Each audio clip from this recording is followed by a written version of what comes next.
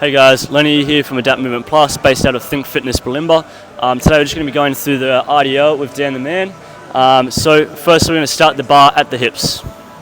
Alright, so the reason we want to do this movement is so we can target the posterior chain, particularly the hamstrings and the glutes. This is a eccentric focus exercise, which means we really want to make sure we emphasize the lowering part of this movement nice and slow.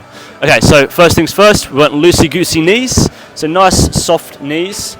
Awesome. Second thing we're going to make sure is we have nice long arms. As you can see, we don't have any T-Rexes in the room here.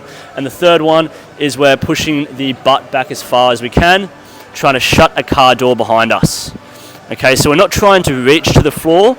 We're just trying to get the hips as far away from the bar as possible to increase the amount of leverage we have on the hamstrings and glutes. On the way up, as you can see Dan doing, he's just pulling the hips forward or pulling the glutes forward to meet the bar. Nice and slow on the way down, and then fast with intent on the way up. Perfect. Awesome.